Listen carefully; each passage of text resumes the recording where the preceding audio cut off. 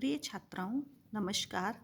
आज मैं उत्तरार्ध संस्कृत के द्वितीय प्रश्न पत्र के दश रूपक के द्वितीय प्रकाश के आगे के अंश की ओर हम बढ़ रहे हैं। अब तक हमने वृत्तियों का अध्ययन किया कि रूपक में 4 प्रकार की वृत्तियों का प्रयोग होता है: केशिकी, सात्वती, आर्भटी और भारती वृत्ति। अब इन वृत्ति नियमम है कि इन वृत्तियों के क्या नियम है, कौन सी वृत्ति का कहाँ प्रयोग करना चाहिए, इसके बारे में बतलाया जा रहा है कि वृत्तियों और रस का क्या संबंध है। आपस में रस में वृत्तियों के प्रयोग का जो नियम है उसको निरूपित करते हुए आचार्य धनंजय कहते हैं कि श्रृंगारे केशिकी, वीरे सात्वती, आर्भटी पुनः रसे रौद्रे च विभत्से वृत्ति सर्वत्र भारती। कि श्रृंगारे केशिकी, श्रृंगार रस में केशिकी वृत्ति का प्रयोग होना चाहिए। वीरे सात्वती, और वीर रस में सात्वती तथा आर्भटी पुनः, और वीर रस में सात्वती तथा रौद्र और विभत्स रस में रौद्रे च विभत्से रसे पुनः आर्भटी, कि रौद्र और विभत्स रस में आर्भटी वृत्ति का प्रयोग किया जाना चाहिए। वृत्ति ही सर्वत्र भारती, और भारतीय वृत्ति का प्रयोग सभी रसों में होना चाहिए, क्योंकि भारतीय वृत्ति शब्द वृत्ति है, इसलिए उसका सभी रसों में प्रयोग होता है। यहाँ श्रृंगार से हास्य, वीर से अद्भुत, रौद्र से करुण तथा विभत्स से भयानक रस का भी भाव ग्रहण किया जाना चाहिए, क्योंकि चतुर्थ प्रकाश में हम आगे देखेंगे कि हास्य आदि रस क्रमशः श्रृंगार आदि से उत्पन्न हुए हैं, इसलिए इन रसों का समावेश इनके अंतर्गत किया जाना चाहिए। अब आगे जो है, देश भेद भिन्न वेशादिस्तु नाटकादि व्यापार है प्रवृत्ति इति है कि देश तथा काल के अनुसार, देश भाषा क्रिया काल वेश लक्षणा, देश तथा काल के अनुसार नायक आदि का भिन्न भिन्न वेशभूषा को धारण करने की क्रियाकलाप को प्रवृत्ति कहा गया है। इसी का कथन करते हुए कहा है कि देश काल के अनुरूप भाषा क्रिया वेशभूषा का प्रयोग ही प्रवृत्ति कहलाती है, अर्थात लोक देवा गम्यताम यथोचित्यम प्रयोजयेत, कि लोक ज्ञान से, इनका ज्ञान लोक से ही प्राप्त हो करके औचित्य के अनुसार इनका यथोचित्यम प्रयोजयेत, लोक आदि का ज्ञान करके और औचित्य के अनुसार इनका प्रयोग किया जाना चाहिए। अर्थात किस देश में कौन सी भाषा बोली जाती है, कैसी वेशभूषा पहनी जाती है, कैसी क्रिया चेष्टा पाई जाती है, इसका उचित ज्ञान प्राप्त करके ही कवि उनका तदनुरूप सन्निवेश अपने नाटक अथवा रूपक के अंतर्गत कर सकते हैं। तो जो नाटक के व्यापार आदि है उसमें देश भाषा काल क्रिया वेशभूषा आदि का प्रयोग करते हुए उस समय लौकिक ज्ञान का अनुभव करके उचित जहाँ हो उस प्रकार से इनका प्रयोग किया जाना चाहिए।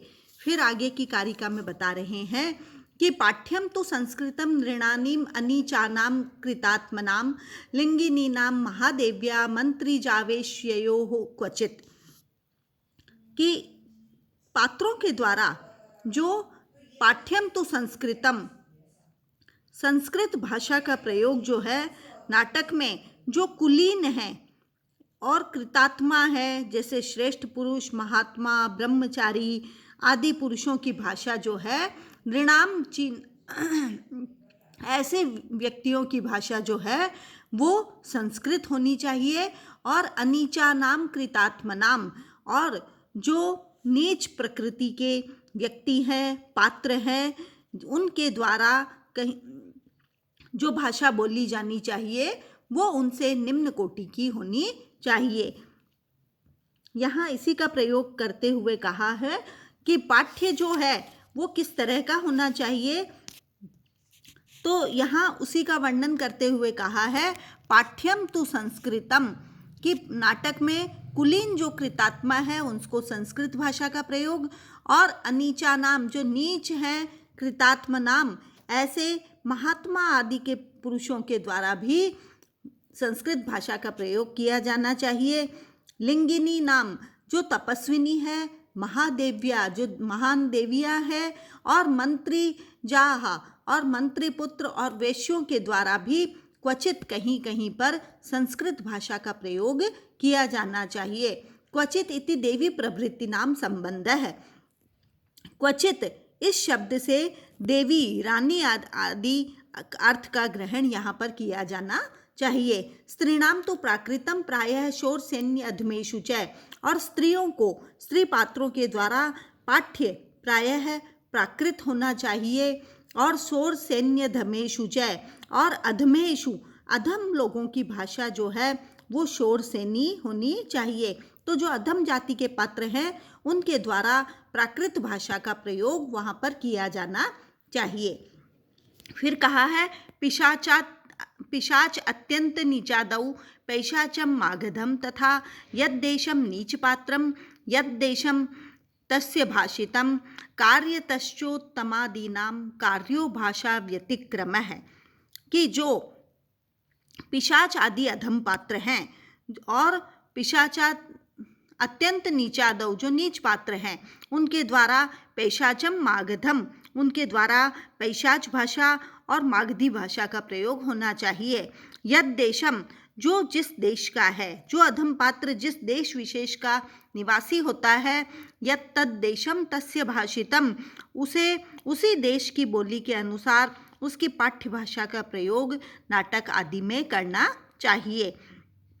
फिर भी कार्य तच्च उत्तमादीनाम कार्यो भाषा व्यतिक्रम है, और कभी कभी प्रयोजनवश उत्तम या मध्यम पात्रों की भाषा का व्यतिक्रम करना पड़ सकता है। व्यतिक्रम अर्थात परिवर्तन, कि यदि वह मध्यम कोटि का है फिर भी उसके कार्य आदि यदि उत्तम कोटि के हैं तो वह संस्कृत भाषा का प्रयोग करेगा, और उत्तम कोटि का कार्य है और यदि प्रयोजनवश उसको संस्कृत के अतिरिक्त शौरसेनी मागधी या प्राकृत भाषा का भी प्रयोग करना पड़ सकता है। तो इस तरह से भाषा का व्यतिक्रम आवश्यकता अनुसार प्रयोजनवश वहाँ पर किया जा सकता है, इसका व्यतिक्रम भी देखा जा सकता है।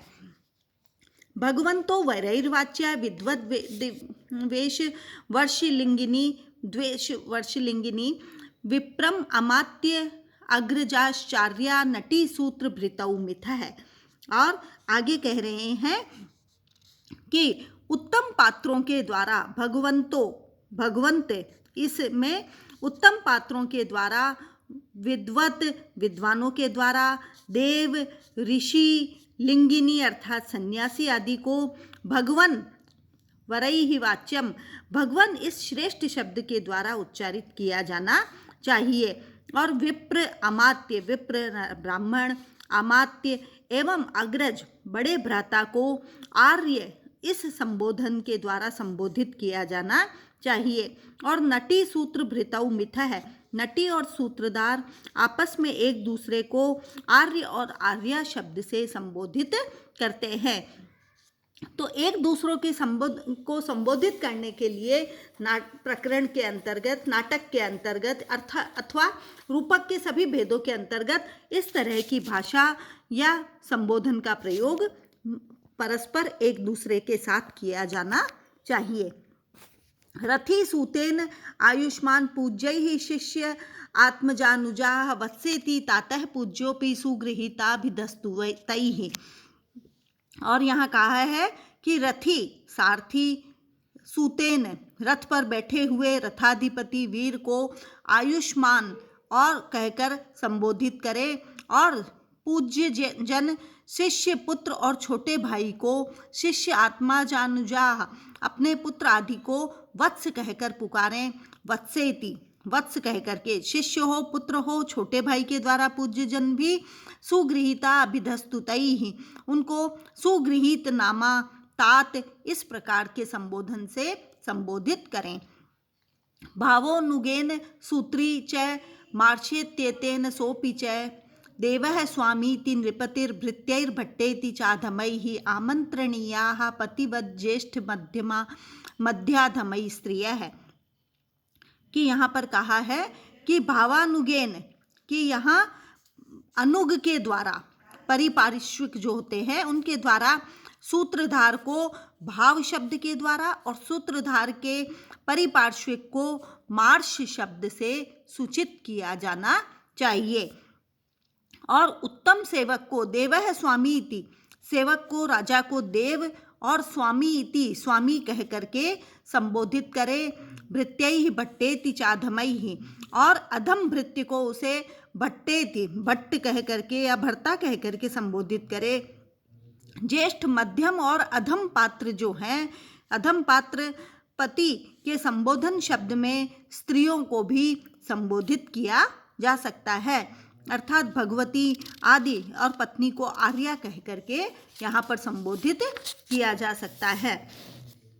समाहलेति प्रेष्या च हंजे वेश्या जुगा तथा कुट्टिन्यतेत अनुगतैः पूज्यांबा जरती जनैः विदूषकेण भवती राज्ञी चेटीति शब्दितैः। और यहाँ पर समान स्त्रियाँ अर्थात सहेलियाँ एक दूसरे को हला, सेविका को हज्जे, वेश्या को अंजुका शब्द से संबोधित करें, कुट्टिनी को अत्ता कहकर, और अनुचर जनों को, पूज्या या वृद्धा स्त्री को अम्बा शब्देति, अम्बा शब्द के द्वारा संबोधित करें। विदूषक, रानी और चेटी दोनों को ही भवती शब्द से उच्चारित करें।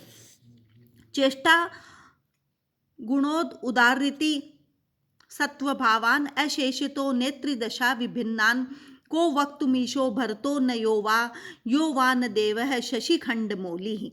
अर्थात यहाँ कहा है कि जो व्यक्ति न तो भरत है, अथवा जो व्यक्ति न तो चंद्रकला को, शशिखंड मौली, चंद्रकला को मस्तक पर धारण करने वाला स्वयं शंकर है, तो वह ऐसा कौन होगा जो चेष्टा गुणोत उदारिता, चेष्टा गुण उदारित उक्ति, सात्विक भावान और सात्विक भाव, और अशेष संपूर्ण असंख्य नायक और नायिकाओं की विभिन्न प्रकार की चेष्टाओं का, दशाओं का वर्णन करने में समर्थ हो सकता है। अर्थात निश्चय ही भगवान शंकर और आचार्य भरत के अतिरिक्त और कौन है जो इन चेष्टा गुण आदि का पूर्णतया वर्णन करने में समर्थ हो सकता है, अर्थात इनके अतिरिक्त और कोई भी समर्थ नहीं है।